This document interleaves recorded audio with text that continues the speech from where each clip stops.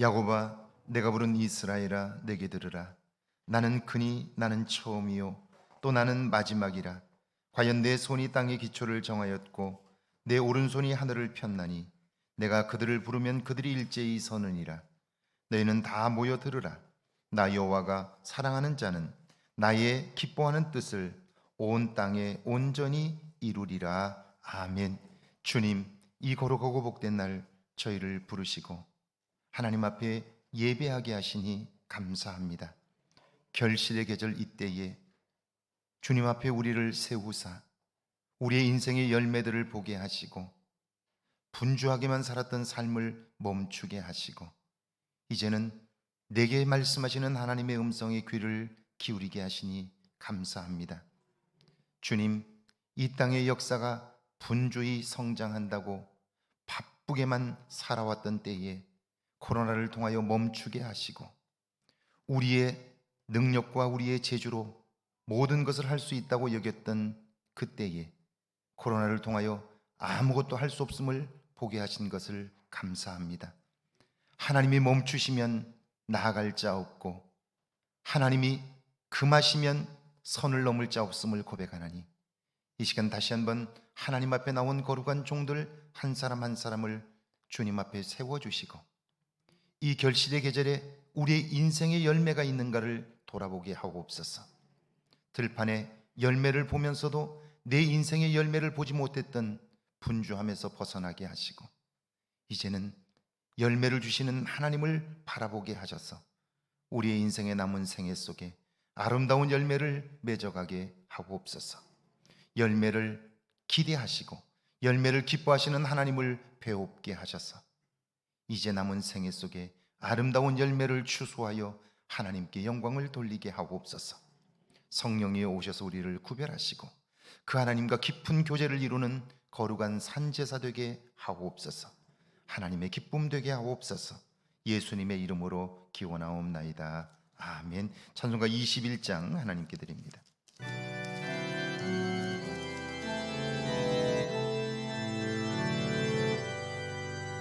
다 찬양하여라. 전능왕 창조의 주께 내오나 주 찬양 평강과 구원의 주님. 성도들아 주 앞에 이제 나와 즐겁게 찬양하여라. 다 찬양하여라. 놀라운 만유의 주께 포근한 날개 밑 늘 품어 주시는 주님. 성도들아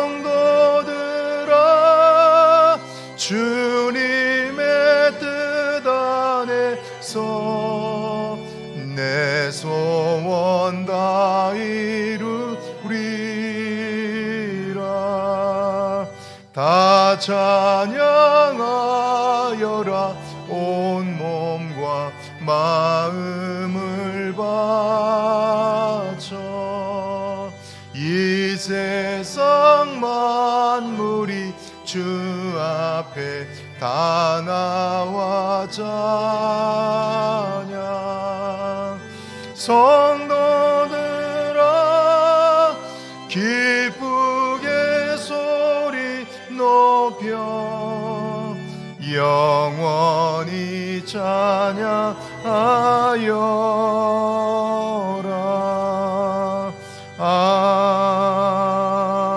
아멘. 교동문 42번 시편 98편 말씀 교독합니다. 교동문 42번 시편 98편 말씀입니다. 새 노래로 여호와께 찬송하라. 그는 기이한 일을 행하사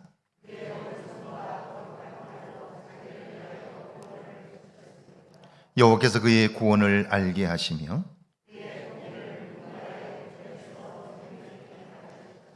그가 이스라엘의 집에 베푸신 인자와 성실을 기억하셨으므로 온 땅이여 여호와께 즐거이 소리칠지어다. 수금으로 여호와를 노래하라. 나팔과 호각 소리로 왕이신 여호와 앞에 즐겁게 소리칠지어다.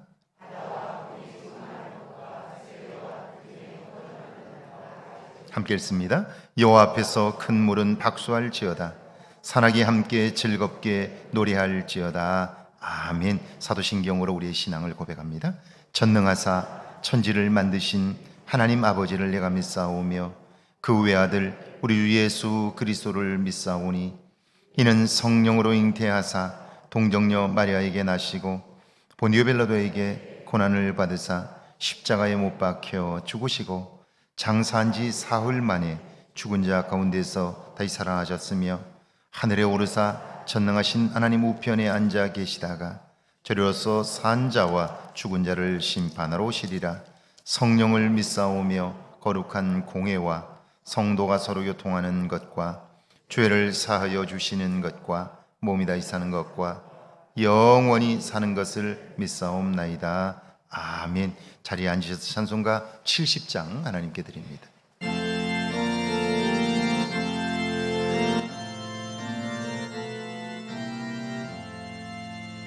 피난처 있으니 환난을 당한 자 이리 오라. 땅들이 변하고 물결이 일어나 산 위에 넘치되 두렵지 않네. 이방이 떠들고 나라들 모여서 진동하나 우리 주 목소리 한 번만 바라면 천하의 모든 것 망하겠네. 만유주 하나님 우리를 도우니 피난처요. 세상의 난리를 그치게 하시니 세상의 장검이 쓸데없네.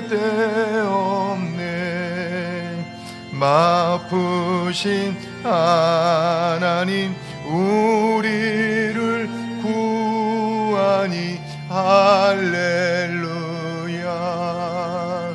괴로움이 심하고 환난이 극하나 피난처 되시는 주 하나님.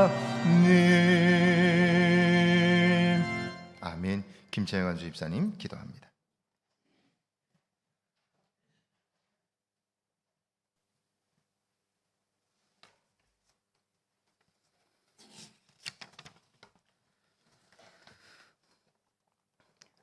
저희를 창조하시고 저희의 모든 생각과 마음을 아시는 주님, 주님의 은혜 가운데 주님을 알고 삶의 의미를 주님께 두며 살아갈 수 있는 복된 인생이 되게 하시니 감사합니다. 오늘 저희가 저희를 높여주시고 주님의 백성으로 살아갈 수 있도록 이끌어주시는 주님께 찬양과 경배를 드리기 위하여 주님의 전에 모였습니다. 이 시간 주님의 진리를 더욱 깨달아 주님의 참된 자녀로 살아가는데 새 힘을 얻을 수 있게 하여 주옵소서. 주님, 올해도 많은 날들을 흘려보냈습니다.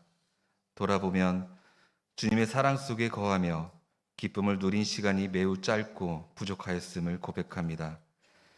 세상과 어울려 보내면서 근심에 쌓였던 때가 오히려 많았음을 부끄럽게 여깁니다. 이름은 주님의 사람이지만 실제로는 세상에 속한 사람과 전혀 다를 바 없었습니다. 가을이 깊어지는 자리에 서서 지난날의 허물을 들추어 보며 회개의 시간을 갖습니다. 긍휼을 베푸셔서 용서하여 주옵소서. 이 가을에 감사의 열매를 더욱 많이 맺는 저희 모두가 되게 하여 주옵소서. 궁핍하고 가진 것이 없어도 감사하게 하옵소서. 부족한 가운데 주님을 더욱 힘써서 섬길 수 있음에 감사하게 하옵소서. 이 가을에 감사의 열매를 더욱 풍성히 맺게 하여 주셔서 모든 것이 주님의 은혜였음을 믿음으로 고백하는 저희들이 되게 하여 주옵소서. 오를 수 없지만 닿는 곳에 계신 주님, 오늘 저희들도 고개 숙일 줄 아는 겸손의 신앙을 갖게 하여 주옵소서. 주님의 몸된 교회는 대접받는 곳이 아니라 그리스도께서 보여주신 겸손으로 더욱더 낮아짐을 체험하는 곳이 교회임을 깨닫습니다. 주님의 겸손과 희생 위에 세워진 교회를 저희의 교만으로 덧칠함이 없게 하여 주시고 언제나 겸손히 살아있는 교회로 세워갈 수 있는 저희 모두가 되게 하여 주옵소서. 이 시간 주님 앞에 예배로 나아갈 때에 우리의 마음이 눈에 보이는 세상의 것만 바라보는 것이 아니라 세상을 주관하시는 하나님의 통치하심과 말씀의 능력 있음과 교회 공동체를 향하신 하나님의 계획과 아버지의 마음을 깨닫는 시간으로 인도하여 주시옵소서. 오늘도 주님의 귀한 말씀을 전하시기 위하여 단위에 서신 목사님을 기억하시고 능력의 오른팔로 붙들어 주셔서 저희의 식어진 마음에 불을 붙일 수 있는 말씀을 전하실 수 있게 하여 주옵소서. 예배를 위하여 수종드는 손길들이 있습니다. 주님의 은혜로 늘 채워주셔서 기쁨으로 섬길 수 있게 하여 주시옵소서. 예배의 시종을 주님께 의탁하오며 거룩하신 예수 그리스도의 이름으로 기도합니다. 아멘.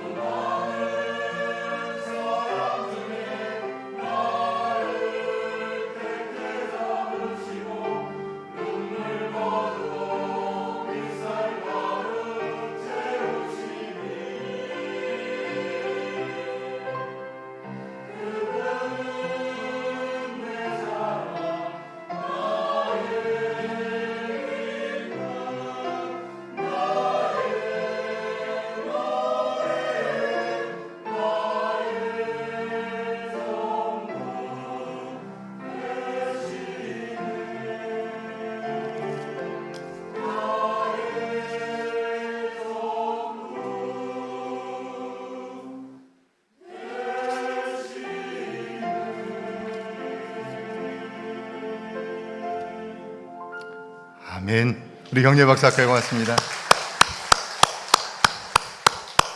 찬양 감사합니다. 할렐루야. 예배 오신 여러분들을 주의 이름으로 환영합니다. 우리 중창팀 이름 혹시 아시는 분 계세요? 중창팀 이름. 자라가 무슨 뜻일까요? 이렇게 많이 자란다는 뜻일까요?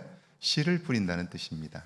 히브리어로 자라는 씨를 뿌린다. 그리고 거둔다. 이런 뜻이에요. 우리 중창팀이 찬양을 통해서 믿음의 열매를 거두고 그리고 많은 열매들을 뿌리고 그래서 거두는 은혜가 있기를 바랍니다. 오늘은 창조절 7번째 주일입니다. 여름과 겨울의 길이는 길어지고 아름다운 봄과 가을은 사라지고 있습니다. 기후의 위기는 하나님의 창조 질서를 어긴 인간들이 만든 재앙입니다. 그러니까 살아가면서 우리가 보아야 할 것은 뭐냐면 계절이 바뀌었네 이 정도가 아니라 사실은 봄과 가을이 얼마나 아름답습니까? 꽃이 피고 그리고 열매가 맺어지는 그 가을이 이제는 점점 사라지고 있어요. 봄도 거의 없고요. 여름이 길어지고 겨울이 길어지고 춥든지 덥든지 둘 중에 하나만 이제 남게 될 거예요. 이건 굉장히 큰 재앙이죠. 이렇게 되면 사실은 꽃을 피워야 할 그 나무들이 꽃을 제대로 피우질 못해요. 벌이 언제 나와야 하는지를 몰라가지고 수정을 못해요. 그러면 생명의 위기까지 오게 되는 거죠. 다시 한번 하나님의 창조 질서를 기억하며 내 삶을 하나님께 맞추는 한 주간이 되면 좋겠습니다. 가을 정기대 신방이 계속되고 있습니다. 함께 협력해 주시는 공동체와 동역자님들에게 감사드리고 교우들의 기도를 부탁드립니다. 이번 주 신방 일정 체크해 주시기 바랍니다. 한신대학교 신학대학원 학생들이 이번 주 수요일 목회 실습차 우리 교회를 방문합니다. 수요예배 참석하고 찬양할 예정인데요. 교단의 목회자 후보생들과 신학교육을 위해서 여러분 기도해 주시기 바랍니다. 특별히 우리 신학생들이 줄고 있습니다. 저희 교단만 그런 게 아니고 우리 나라에 있는 전국 신학교들이 다 신학생들이 줄고 있습니다. 여러분 위해서 기도해 주시고 좋은 재원들이 사실은 있어야 교단의 미래도 있습니다. 이번에 우리 방문하게 될 텐데 여러분 수요일 날 오셔서 그 친구들을 좀 격려해 주면 좋겠어요. 사실은 목회자가 어렵다는 것만 듣고 그리고 수없이 많은 좋지 않은 이야기들만 들어서 목회자들의 모습도 그렇지만 목사 후보생들의 삶에도 영향을 주고 있습니다. 그래서 일단은 교인들이 자녀들을 신학교에 보내지 않으려고 하고 있고요. 그러고 있습니다. 그래서 점점 줄고 있어요. 이런 때 우리가 함께 기도하고 격려하는 일이 필요합니다. 수요일에 오셔서 우리 신학생들을 격려해주고 그리고 함께 축복하는 그래야 우리 교단의 미래가 있고 한국교회도 미래가 있습니다. 여러분 위해서 기도해 주시기를 바랍니다. 11월 20일 추수감사주일 예배를 위해서 교회학교와 각 사역위원회는 미리미리 준비해 주시기를 바라고 사무실에 참여 여부를 알려주시기를 바랍니다. 교회학교 야외 활동 계획 봐주시고 기도해 주시고 함열교회 창립 113주년 기념예배와 장로 권사의 안수입사 임직 예식이 오늘 오후 3시 함열교회당에서 있습니다. 여러분 위해서 형제교회를 위해서 기도해 주시기를 바랍니다. 이번 주간 생일 맞으신 분이면 김지영 성도, 김지혜 집사님, 서예리 성도, 차일환 권사님, 오동화 권사님, 신범석 집사님입니다. 축하의 박사까지 고맙습니다. 찬송가 351장 부르면서 준비하신 예물 봉헌합니다.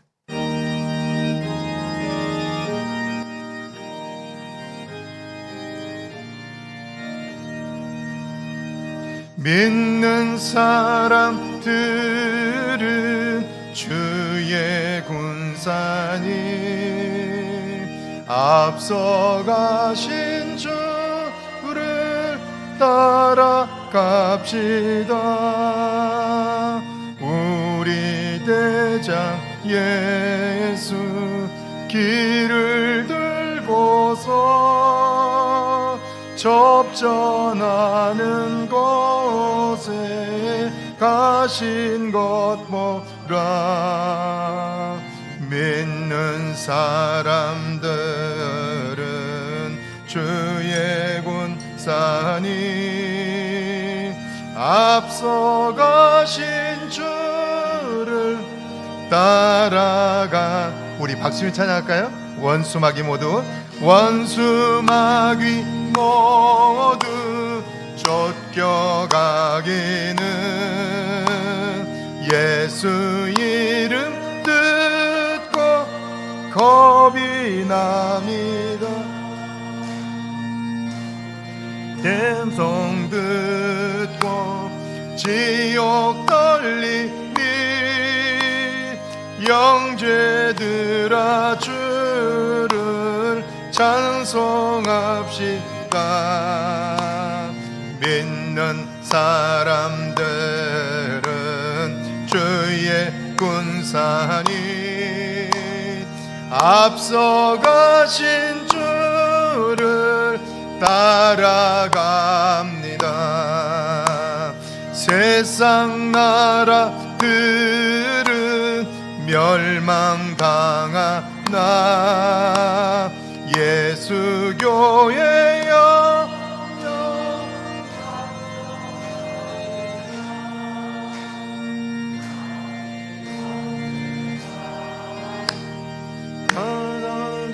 담은 주가 모든 교회 지키심이라.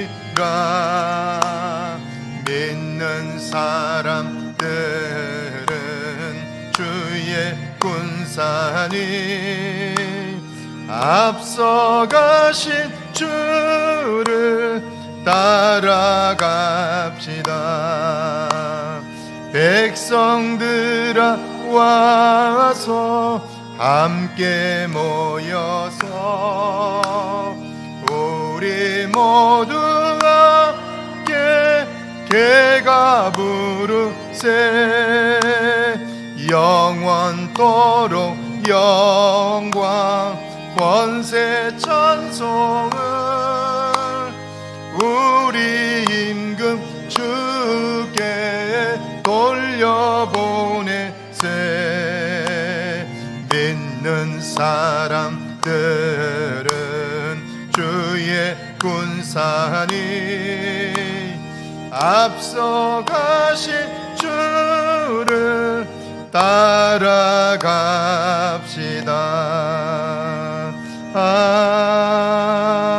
아멘. 전영희 목사님 감사함을 드렸습니다. 생일 감사함을 조영희 간수 집사님, 생일 감사함을 강윤희 집사님, 무명으로 생일 감사함을 주님 은혜 감사합니다. 김정우 장로님, 정성숙 권사님, 주님 크신 사랑 감사함 김창섭 집사님, 하루하루 지켜주심을 감사합니다. 김선옥, 결실의 계절처럼 열매 맺는 복된 믿음 허락하여 주옵소서. 감사의 물 무명으로 백윤공 집사님, 오은주 권사님 주님 도와주옵소서. 하나님 은혜 감사합니다. 남궁선희 집사님, 범사에 감사의 강화채, 손말순 권사님 감사의 물, 구갑자 성도님 감사의 물, 강영순 권사님, 김현숙 권사님 감사의 물, 문정숙 권사님, 강화순 권사님 신방 감사의 물 무명으로 감사의 물 드렸습니다. 선교물 김정희 권사님 선교의 물 무명으로 드렸습니다. 1,000번 제물 드렸습니다. 기도합니다.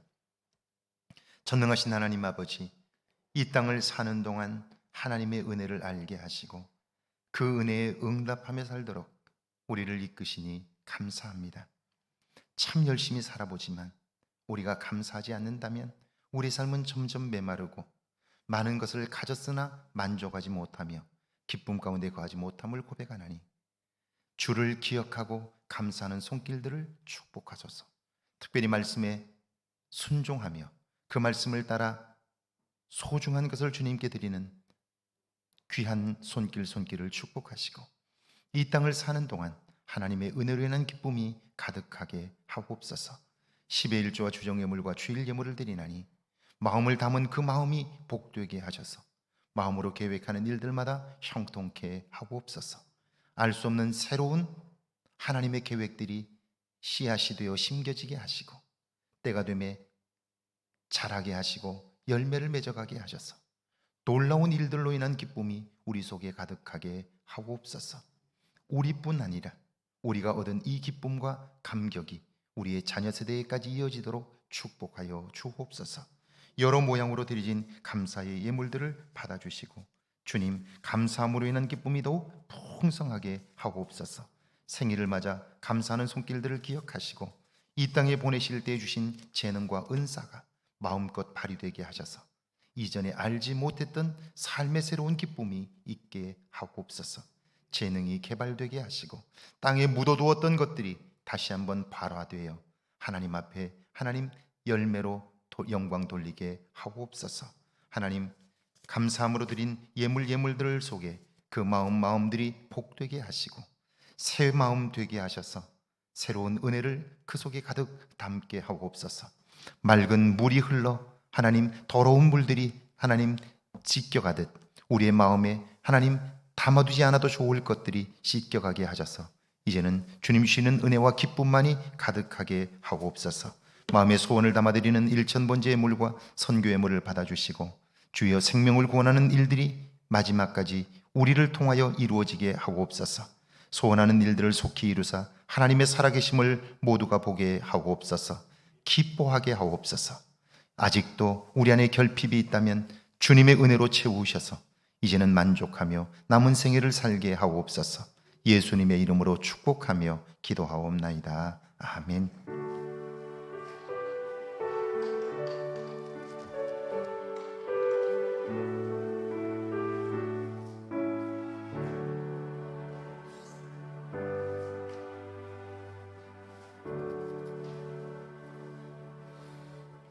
오늘 저에게 주시는 하나님의 말씀은 에베소서 1장 20절에서 23절까지 말씀, 구약성경 열왕기상 8장 26절에서 40절까지 말씀입니다.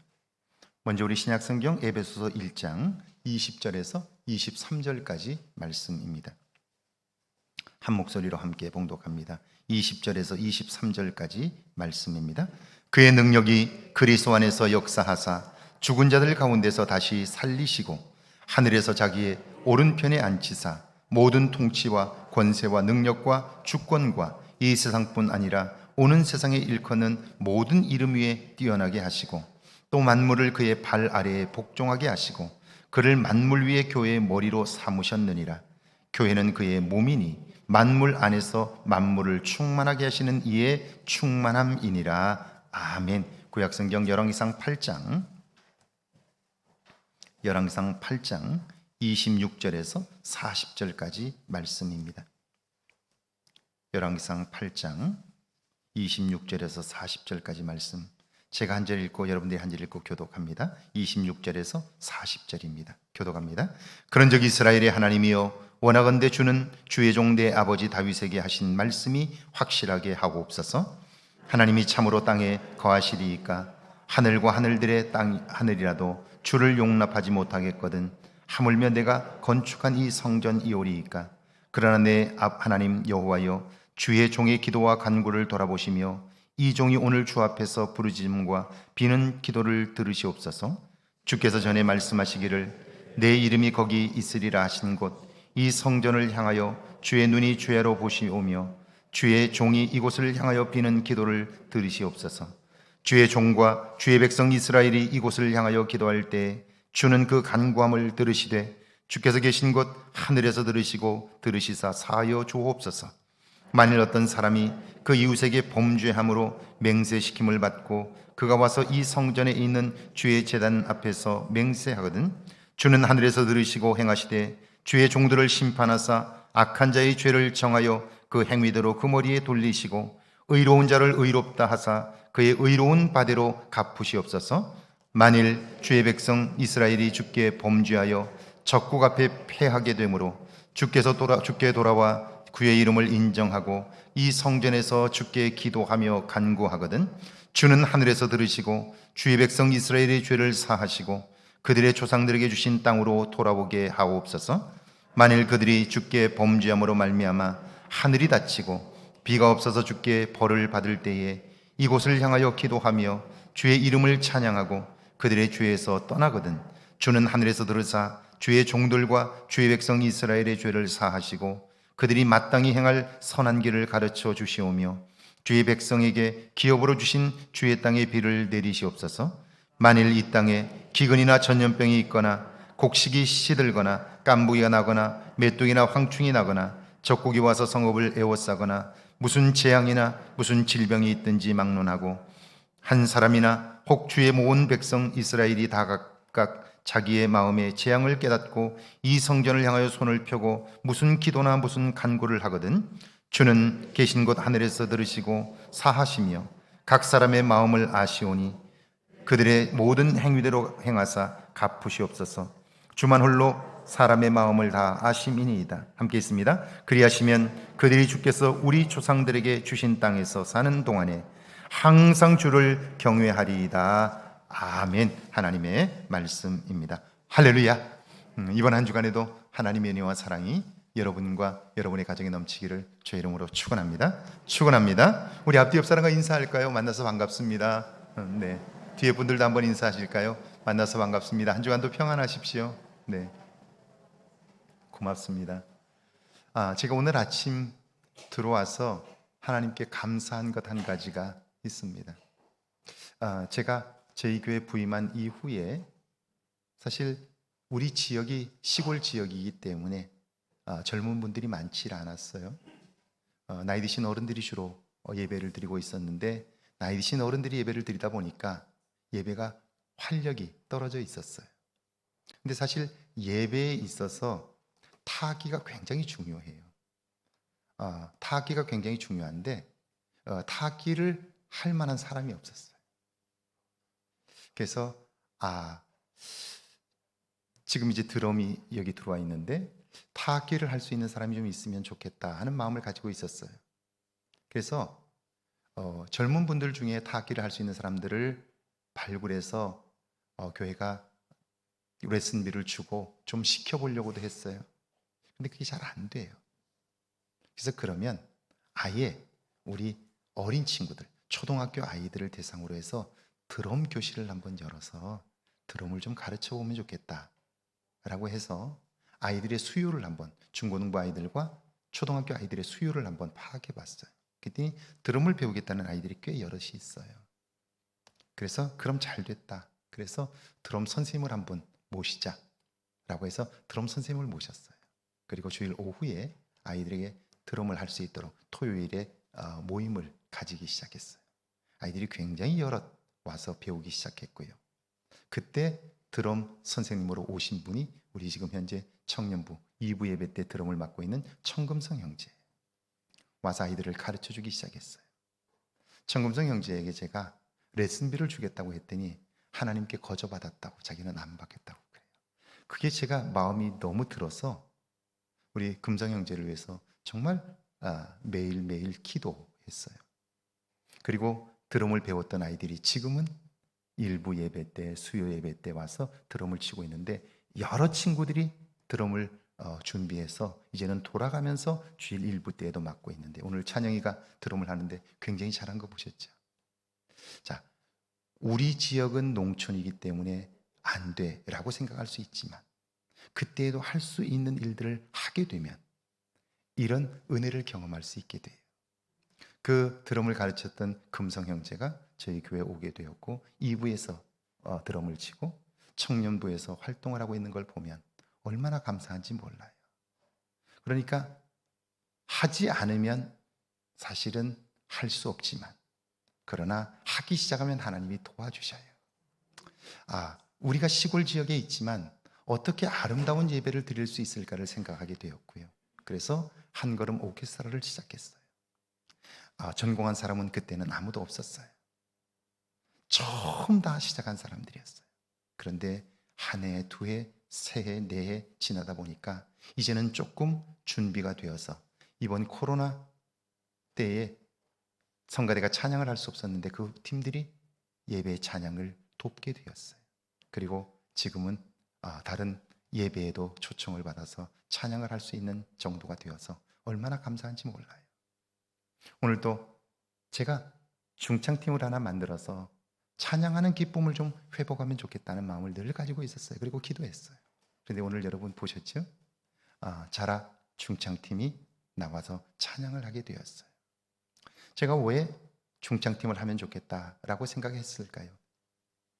지금까지 목회를 하면서 제가 얻은 결론이 하나 있는데요. 왜 똑같이 신앙생활을 했는데 청년의 때에 또 나이가 들어서 교회를 떠날까? 떠나지 않는 친구는 왜 떠나지 않을까? 제가 깊이 생각을 해봤어요. 그리고 깊이 관찰을 해봤어요. 교회 안에서 아름다운 추억이 있는 사람은요, 절대 교회를 떠나지 않습니다. 그런데 교회에 오래 다녔어도 모태신앙이라고 해도 교회 안에서 추억이 없는 사람은요, 항상 신앙이 성장하지 않습니다. 은혜 받은 기억, 아름다운 추억이 있는 사람들은 어떤 일이 있어도 교회를 떠나지 않아요. 오늘 우리 중창팀을 보면서 얼마나 기뻤는지 몰라요. 그리고 이 모임이 사실은 교회 안에서 신앙생활하면서 아름다운 추억이 되면 이분들은 교회 안에서 뿌리를 든든히 내려가게 될 거예요. 제가 바라기는 여성 중창팀도 한번 만들면 좋겠어요. 60대 이상도 괜찮아요. 여러분 한 사람 한 사람이 한번 나서서 그 팀을 한번 만들어 보세요. 그러면 여러분의 남은 삶이 행복해질 거예요. 그 일을 하면서 하나님 주시는 은혜가 있기 때문이에요. 오늘 아침에 찬양한 이 팀들도 수요일 예배 마치고 모이고요, 주일날도 모이고 하는데 사실은 쉽지 않아요. 그러나 모이면 그때 주시는 은혜가 있고 기쁨이 있어서요, 그 모임이 즐거워지고 있어요. 자, 안 된다고 생각하면 아무것도 못해요. 그리고 성장하지 않아요. 그러나 하나님을 위하여 한 걸음만 내디디면, 그러면 하나님이 그때 주시는 은혜로 인하여 우리의 삶에 아름다운 보석 같은 추억들을 만들 수 있어요. 여러분의 삶의 신앙 안에서 이런 기쁨이 있기를 주의 이름으로 축원합니다.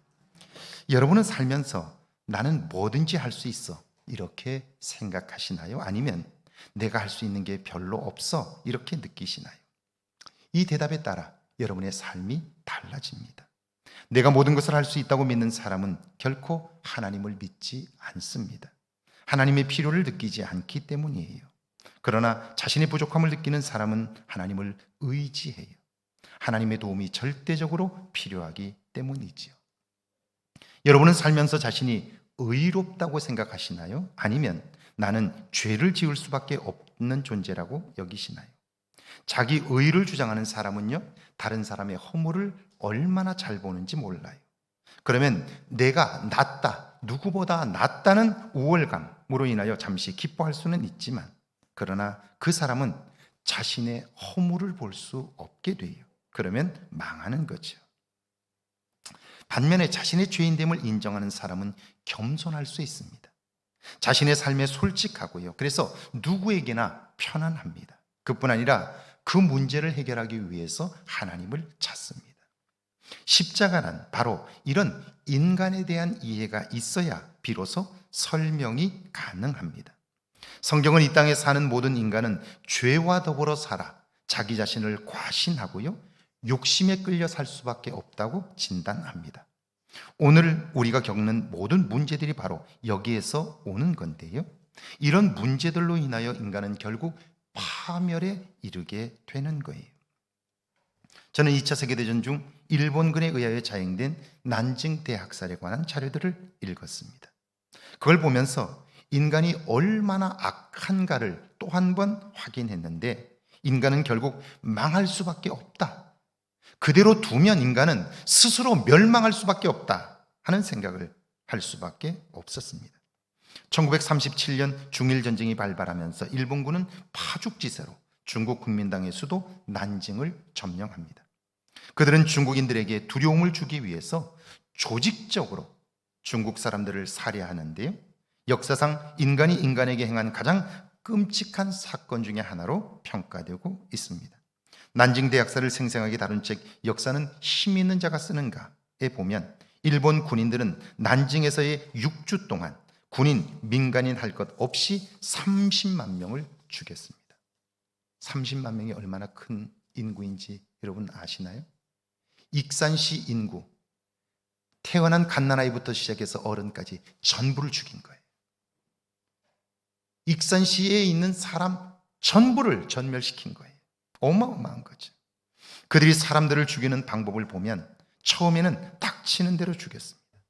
그러다가 실증을 느꼈는지 광장에 사람들을 모아놓고 사람들에게 휘발유를 뿌려버려요. 이 휘발유가 흥건하죠.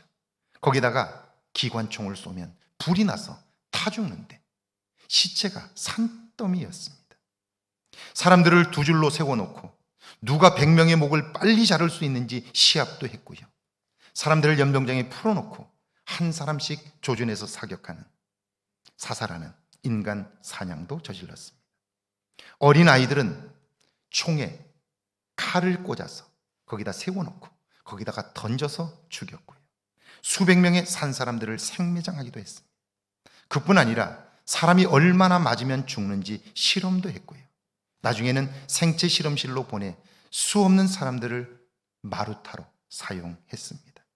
후에 난징 대학살에 참가한 어느 일본군의 일기가 발견이 되었는데 거기에는 심심하던 차에 중국인들을 죽이는 것으로 무료함을 달랬다, 이렇게 적혀 있었습니다. 이런 상황에서 가장 힘없는 사람이 여자들입니다. 일본군은 집단적으로 여성들을 강간하고 참혹하게 살해했습니다. 그 대상이 10살에서 70을 넘긴 노인까지니까 모든 여성이라고 보면 되는데요. 총구를 들이대고 근친상간을 강요했습니다. 그리고 죽입니다. 임신한 부인의 배를 갈랐고 차마 입으로 설명하기조차 두려운 일들을 자행했습니다. 이런 끔찍한 일을 누가 했습니까? 흉악한 일본 군인입니까? 만나보면 가장 평범한 사람들입니다. 오래전에 저는 베트남 전쟁에 참전했던 분으로부터 그곳에서 얼마나 잔인한 일들이 벌어졌는가를 들은 적이 있습니다.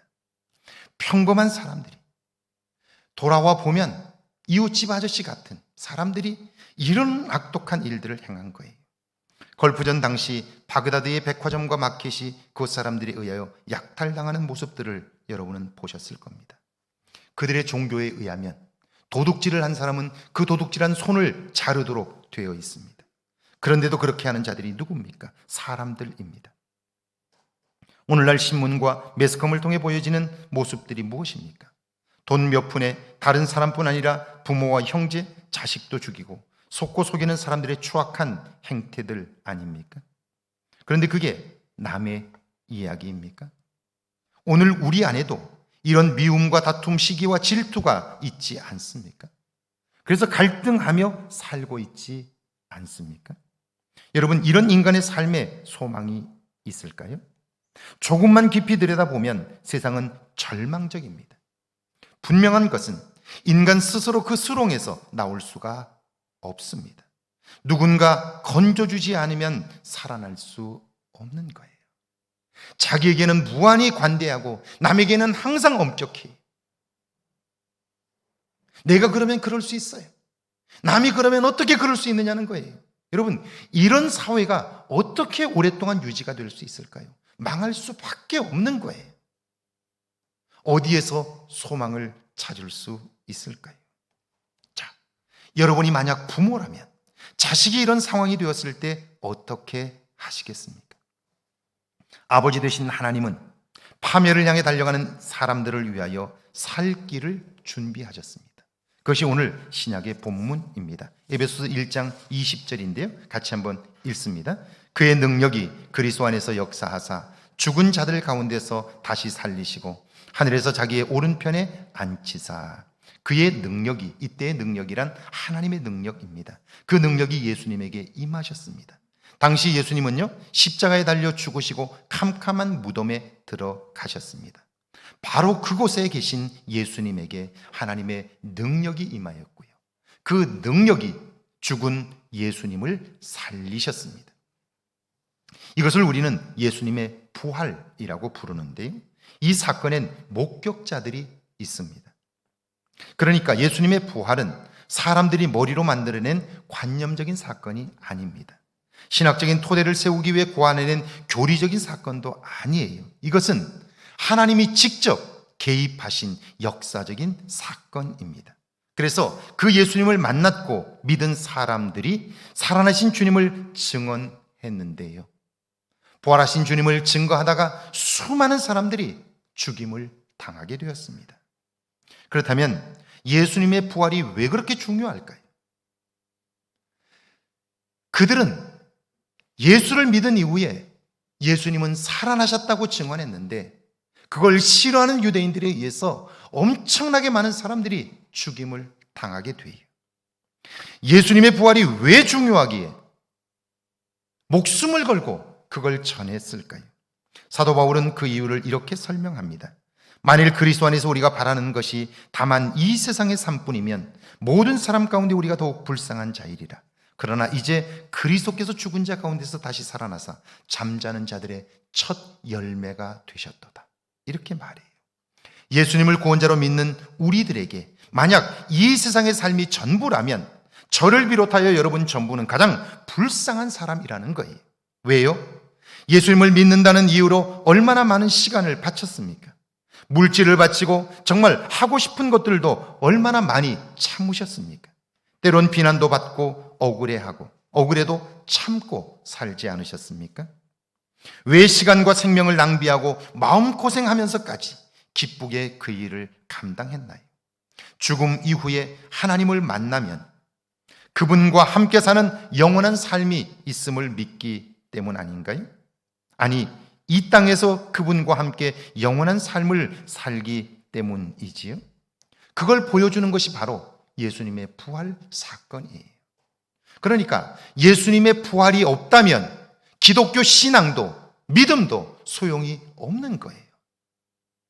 그렇다면 한 가지 우리가 스스로에게 질문하고 이 사실을 깊이 들여다봐야 돼요. 오늘 저와 여러분은 어떤가요? 혹시 이 땅에서 영원히 살 것처럼 살고 있지 않나요? 그래서 여전히 더 많은 것을 쌓아두려고 하고 더 높아지려고만 하고 있진 않는가요? 이 땅에서의 삶은 잠시요, 하나님과 함께 사는 삶은 영원한데 영원한 것을 얻기 위하여 오늘 우리는 이 땅에서 죽음을 이기신 그분을 믿고 그분을 따라 사는 건데, 그런데 그 생명을 얻은 우리들이 이 땅에서 영원히 살 것처럼 산다면 그거야말로 얼마나 어리석은 일이냐 하는 거예요. 예수님의 부활이 없다면 기독교 신앙은 존재할 수가 없는 거예요. 어떻게 그럴까요? 저는 예수님의 부활에 관한 사도 바울의 통찰력을 너무너무 좋아해요.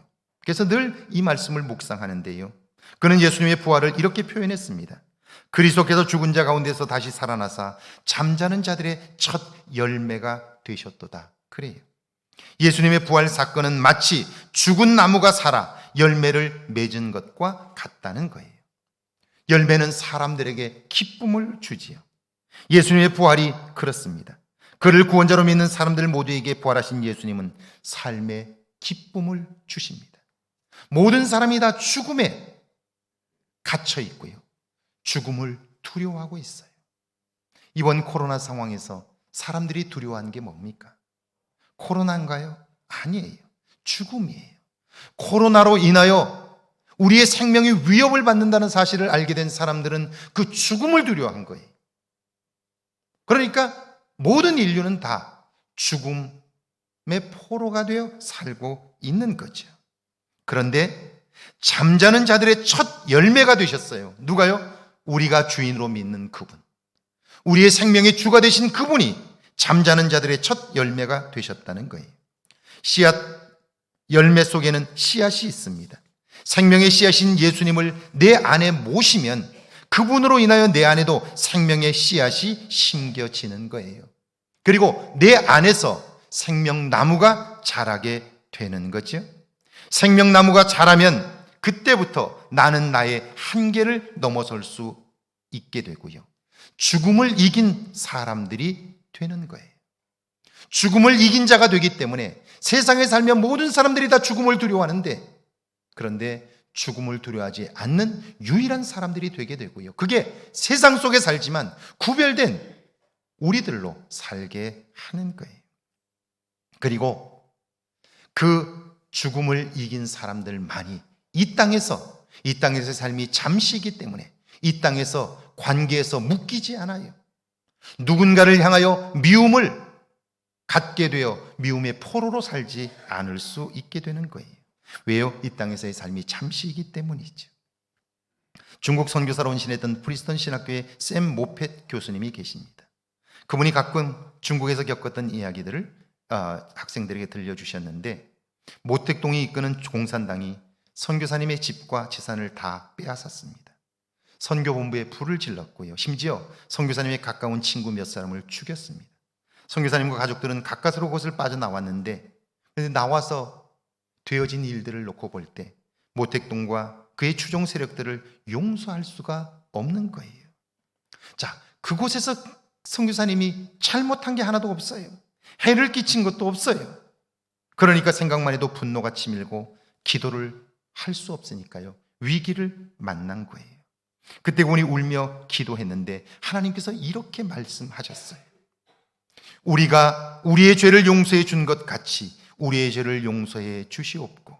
주님이 가르쳐 주신 기도죠. 하나님께서 그에게 물으셔요. 네가 이 기도를 할 수 있느냐? 그렇게 물으시는 거예요. 여러분, 오늘 여러분의 마음속에 누군가를 향한 미움이 있다면, 그렇다면 여러분은 주님이 가르쳐 주신 기도를 할 수가 없는 거예요. 우리가 하나님께 용서를 받을 수 있는 유일한 근거가 있다면, 주님, 제가 부족하지만 저를 억울하게 하고 저를 모함하고 저에게 상처를 준 사람, 그 사람을 용서했습니다. 왜요? 하나님이 내게 용서하셨기 때문에. 그러니 나의 죄를 용서해 주십시오 라고 기도할 수 있는 거예요. 이게 예수님께서 우리에게 가르쳐 주신 기도예요. 그런데 우리 속에 누군가를 향한 미움을 담고도 하나님 앞에 나와 예배하고 은혜를 받았다고 말한다면 도대체 주님의 말씀은 그 사람의 삶에 무슨 능력이 있는 건가요? 우리가 우리의 죄를 용서해 주신 것처럼 주님, 나의 죄를 용서해 주십시오 라고 기도할 수 있어야 하잖아요. 그런데 누군가를 미워하면서도 하나님이 나를 용서했다고 믿는다면 그 믿음은 온전한 것이냐 하는 거예요. 하나님이 선교사님에게 그걸 물으신 거예요. 자, 그러고 보니까 지금 나의 신앙의 위기는 기도할 수 없고, 그리고 정말 미움의 포로가 되어 사는 것은 다른 무엇 때문이 아니라 내가 용서하지 못하기 때문임을 알게 된 거예요. 용서하지 못하는 이유는 내가 받은 용서를 알지 못하기 때문임을 깨닫게 된 거예요.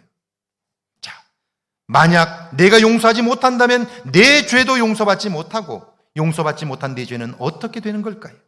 하나님 앞에 설 때 그 문제를 어떻게 해결할 수 있나요? 이때 그분은 놀라운 은혜를 경험했습니다. 내게 공산군을 향한 용서가 없다면 내가 전할 복음의 메시지도 없다 하는 걸 깨닫게 된 거예요. 그러니까 자신의 분노를 넘어 용서의 자리에 설 수 있게 되었고요. 비로소 그의 마음에 평안이 있었다 하는 거예요. 여러분, 이런 놀라운 깨달음, 하나님의 은혜는 어떻게 가능할까요? 사도 바울은 부활하신 예수님을 하나님께서 그의 오른편에 앉으셨다고 말씀해요. 그곳에서 무엇을 하실까요? 그 자리는 고발하고 정죄하는 검사의 자리가 아닙니다. 하나님의 우편, 그 자리는 변호사의 자리입니다. 부활하신 예수님은 그곳에 앉으셔서 믿는 사람들을 변론하셔요. 그래서 우리는 부족함에도 불구하고, 연약함에도 불구하고 놀라운 깨달음을 얻고 하나님의 은혜로 살 수 있는 거예요. 공산당을 미워할 수밖에 없어요. 그리고 그들을 향한 분노가 치밀어 올라서 도저히 용서가 안 돼요. 그럼에도 불구하고 하나님의 음성을 들을 수 있는 것, 그리고 그때에도 놀라운 깨달음을 얻어 또다시 구원을 경험할 수 있었던 것, 그것은 우편에 계신 그리스도, 나를 변론하시는 그리스도, 나를 대변하시는 그리스도, 그분으로 인하여 그때에도 나는 은혜 안에 살 수 있다는 거예요. 오늘 우리 안에 미움이 있지만, 우리 안에 분노가 있지만, 그럼에도 불구하고 오늘 이 자리에 나와 예배드릴 수 있는 것, 하나님을 아버지라 부를 수 있는 것은 우리가 의로워서가 아니라 하나님 우편에서 우리를 대변하시는 분, 나를 변론하시는 분이 계시기 때문에 오늘 우리는 이 자리에 나와 하나님을 아버지라 부를 수 있게 되었다는 거예요. 하나님의 은혜로 살 수 있게 되었다는 거죠. 그래서 21절에서 23절입니다. 함께 읽습니다. 모든 통치와 권세와 능력과 주권과 이 세상뿐 아니라 오는 세상에 일컫는 모든 이름 위에 뛰어나게 하시고, 또 만물을 그의 발 아래에 복종하게 하시고, 그를 만물 위의 교회의 머리로 삼으셨느니라. 교회는 그의 몸이니 만물 안에서 만물을 충만하게 하시는 이의 충만함이니라. 부활하신 예수님, 우리의 변호사 되신 그리스도는 통치와 권세와 능력과 주권을 가지고 계셔요. 그분은 이 세상뿐 아니라 오는 세대를 다스리시는 분이시고요, 생명을 새롭게 하는 교회의 머리가 되십니다. 그래서 그분을 구원자로 믿고 의지하는 모든 사람들의 삶을 풍성하게 하시고요, 모든 묶인 것으로부터 자유롭게 하시는 거예요. 이것이 하나님께서 예수님을 통해 행하신 놀라운 일이고 인류가 멸망에서 구원받을 수 있는 유일한 길인 거예요. 왜 예수를 믿어야 할까요? 왜 예수 외에는 구원이 없다고 말할까요? 그분이 아니면 죽음의 사슬에서 벗어날 수 있는 방법이 없어요. 구원받았다 하나 여전히 우리 안에 자리 잡고 있는 미움과 시기와 질투에서 벗어날 수가 없어요. 유일하신 그분, 우리를 생명 가운데로 이끄시고 오늘도 우리를 대신하여 변론하시는 그분, 그분이 계시기에 오늘 우리는 은혜의 때를 살게 되고요, 세상에 살지만 세상과는 다르게 살고요, 눈앞에 현상이 아니라, 눈앞에 벌어지는 사건이 아니라 그 너머를 볼 수 있게 되는 거예요. 조금 멀리 볼 수 있게 되는 거예요. 현상이 아니라 본질을 볼 수 있게 되는 거예요. 이걸 기억하는 일이 중요해요. 그리고 꿈을 꿀 수 있게 되는 거예요. 우리 교회가 시골 지역에 있지만, 그래서 젊은이들이 없지만, 그러나 젊은이들이 이곳에 나와 찬양하는 꿈을 꾸는 것, 그것은 그리스도를 믿기 때문인 거예요. 우리의 자녀 세대가 와서 이 악기를 다룰 수 있게 되어 예배가 풍성해지는 것, 이게 꿈을 꾸기 때문에 그래요. 눈앞에 현실만 본다면 농촌 지역이에요. 안 돼요. 점점 교회는 늙어갈 수밖에 없어요. 그러나 새로운 꿈을 꾸는 거죠. 젊은이들이 이곳을 찾고 이곳에서 신앙을 키워가고 함께 하나님을 찬양하는 꿈을 꿀 수 있는 것, 그것은 나의 능력이 아니라 우리에게 소망을 주시는 그리스도의 능력 안에 있기 때문이죠.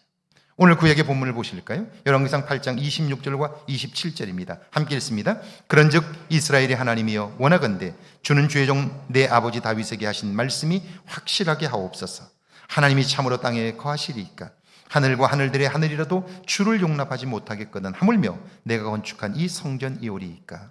솔로몬의 위대함은요, 눈에 보이는 것이 아니라 영이신 하나님을 보며 말하고 행동한 것에 있습니다. 지금 솔로몬은 역사상 가장 아름답고 웅장한 건축물, 사람들이 보기만 해도 감탄할 정도의 성전을 지었고 봉헌하고 있습니다. 무려 7년에 걸쳐 지었고 드디어 봉헌하는 거예요. 얼마나 뿌듯하고 감격스러울까요? 최고의 목재, 최상의 돌로 건물을 지었고요, 내부는 온갖 금은 보화로 꾸몄습니다. 최선을 다한 거죠. 그런데 그는 놀라운 이야기를 합니다.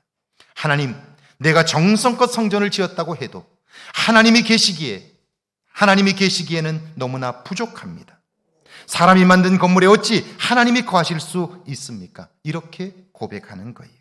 사람들은요, 하나님을 위해 조그만 것만 행해도 생색나고 싶어 하지 않습니까? 그런데 솔로몬은 아닙니다. 어떻게 그럴 수 있을까? 하나님이 얼마나 위대하고 놀라운가를 알기 때문이에요. 하나님의 위대함을 아는 사람만이 이렇게 고백할 수 있는 거예요. 그렇다면 하나님은 너무나 위대하셔서 사람이 만든 건물에 계실 수가 없어요. 그건 말이 되질 않아요. 솔로몬은 이걸 아는 거예요. 그래서 그렇게 고백한 건데요, 그럼에도 불구하고 솔로몬은요, 하나님이 이 성전에 계실 수밖에 없는 이유를 그가 하나님 앞에 아뢰는 거예요. 이게 놀라운 믿음의 통찰력인데요, 28절과 29절입니다. 함께 읽습니다. 그러나 내 하나님 여호와여, 주의 종의 기도와 간구를 돌아보시며 이 종이 오늘 주 앞에서 부르짖음과 비는 기도를 들으시옵소서. 주께서 전에 말씀하시기를 내 이름이 거기 있으리라 하신 곳 이 성전을 향하여 주의 눈이 주야로 보시오며 주의 종이 이곳을 향하여 비는 기도를 들으시옵소서. 하나님은 이 성전에 계십니다. 하나님이 여기 계시는 이유는 제가 좋은 재료로 성전을 건축했기 때문이 아닙니다. 제가 열심과 정성을 다해서 이 성전을 지었기 때문 아닙니다. 봉헌했기 때문 아닙니다. 하나님이 이곳에 계시는 유일한 이유는 이곳에서 주의 백성들이 기도하기 때문입니다 라고 이야기해요. 사람들은 성전의 화려함만 봅니다. 내부의 휘황찬란한 금은 기물들만 봅니다. 그러나 그것들은 아무것도 아닙니다. 성전이 성전일 수 있는 것은 바로 그곳에 하나님이 계시기 때문입니다. 오늘도 마찬가지지요. 교회에 와서 그분을 보고 그분의 말씀을 듣고 느끼지 못한다면 소용이 없습니다. 오늘 예배하는 여러분들은 무엇을 보고 계십니까?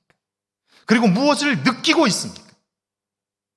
오늘 우리가 이곳에 모여 예배를 드릴 때 가장 중요한 것은 찬양도 아니고 기도도 아니고 아무것도 아닙니다. 설교도 아닙니다.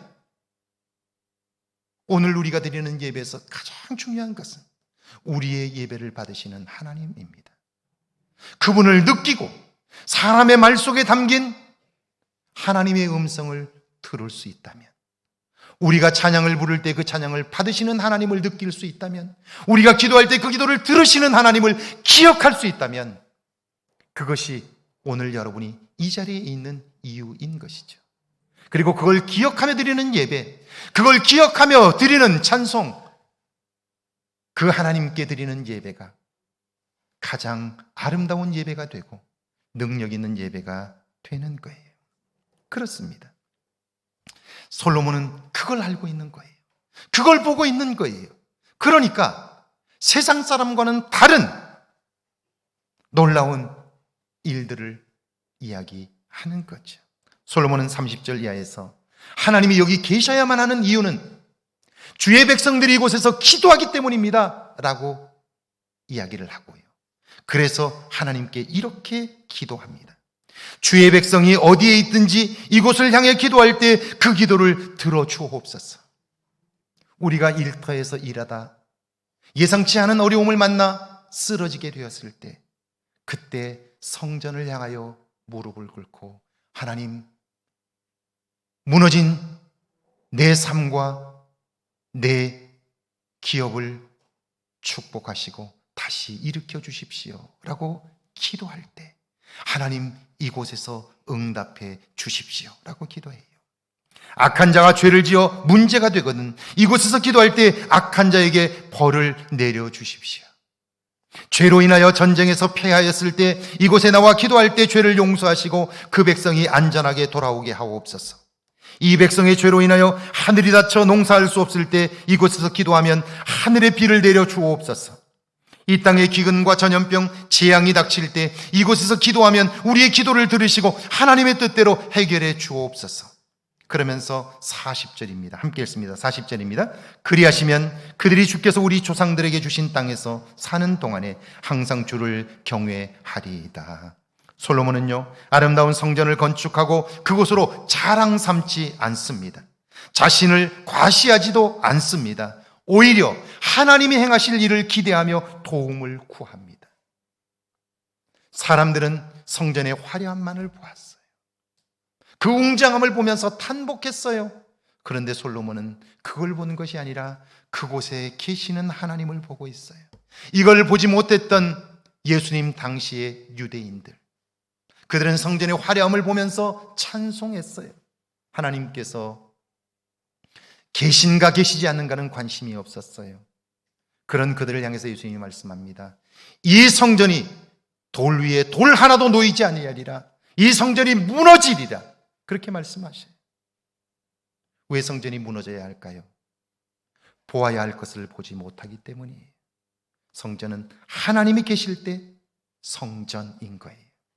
이 교회가 하나님이 계시지 않는다면 사람들의 집단이 되고요, 건물이 되고요, 그러면 가장 추악한 인간의 죽을 일들만 가득해져요.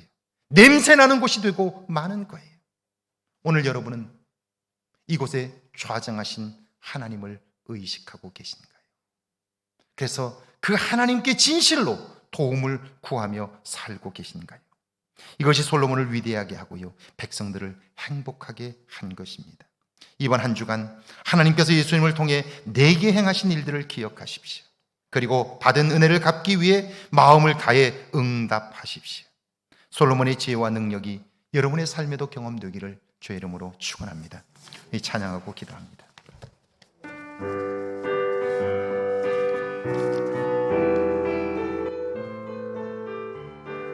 다가 아닙니다. 다른 창입니다. 내놓은 주의 영광을 보내. 찬양 악보 있나요? 없어요? 그러면 찬송가 하시죠. 620장인가요? 네. 우리 3절 같이 찬양합니다. 620장입니다. 620장입니다. 3절입니다.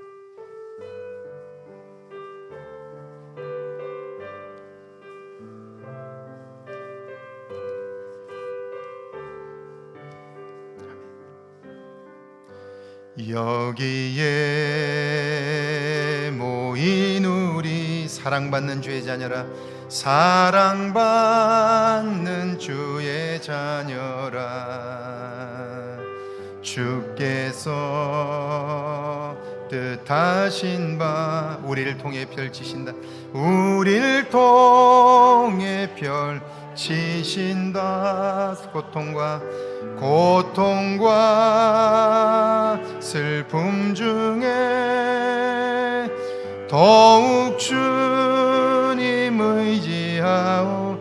어려움 이겨내고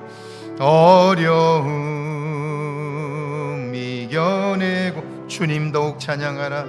주님 더욱 찬양. 이 믿음 더욱 굳세라. 할렐루야. 이 믿음 더욱 굳세라. 주가 지켜주신다. 주가 지켜주신 어두운 밤에도 주의 밝은 빛 인도하. 눈을 감고 찬양합니다. 이 믿음 더욱 굳세라. 할렐루야. 이 믿음 더욱 주가 지켜주신다. 할렐루야.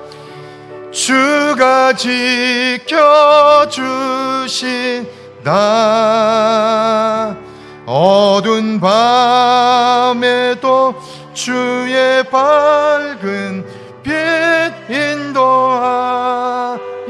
주신. 제 인생에도 어려운 때가 있었습니다. 목회를 하다가 1년을 쉬어야 하는 때였습니다. 정말 견딜 수 없는 고통의 시간이었습니다. 아무것도 할 수 없는, 정말 손발이 묶인 것 같은 때였습니다.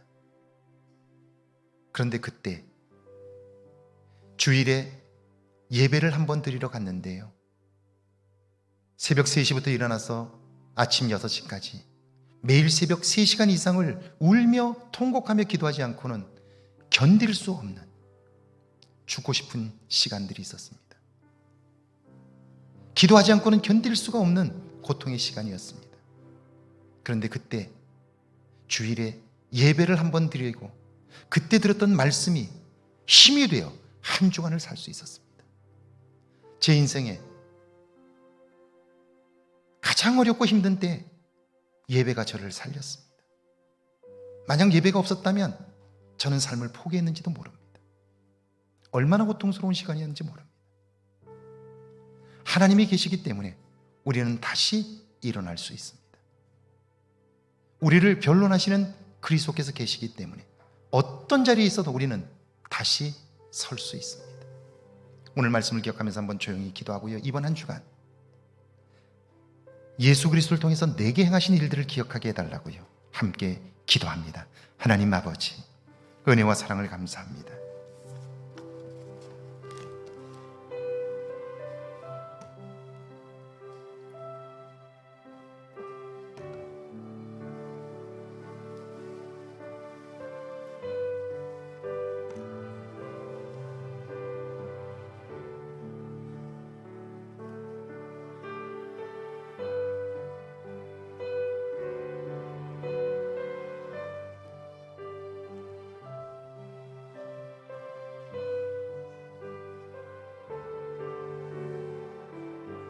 주님, 이렇게 좋은 교회, 이렇게 좋은 성도들과 함께 믿음 안에 살게 하신 것 감사합니다. 이제는 그리스도 예수 안에서 그 몸의 지체가 되어 함께 교제하게 하시고 세상 사람들이 알지 못하는 비밀한 일들을 이루며 살게 하옵소서. 우리 안에 영원한 생명이 있음을 알게 하시고 그 일을 위해 행하신 하나님의 놀라운 일들을 기억하게 하옵소서. 이제는 예수 그리스도의 부활에 증인되어 살게 하셔서 내 몸에 부활의 흔적들이 경험되게 하옵소서. 나타나게 하옵소서. 그리하여 그 어떤 것도 우리를 굴복시킬 수 없는 믿음의 능력, 은혜의 능력을 따라 살게 하옵소서. 이번 한 주간 어떤 경우에도 실망치 않게 하시고 어떤 경우에도 주저앉지 않게 하시고 다시 일어서게 하옵소서. 하나님의 일을 꿈꾸게 하옵소서. 지금은 우리 주 예수 그리스도의 은혜와 하나님 아버지 놀랍고 크신 사랑하심과 성령의 도우시고 함께 하시는 은총의 역사가 주 안에서 나를 통하여 행하신 하나님의 일을 보며 살기를 다짐하는 죄 모든 백성들과 가정과 일터와 우리의 교회 위에, 우리가 사는 이곳 아름다운 황등과 익산과 이 땅과 온 세계 위에 이제로부터 영원토록 함께 계실지어다. 아멘.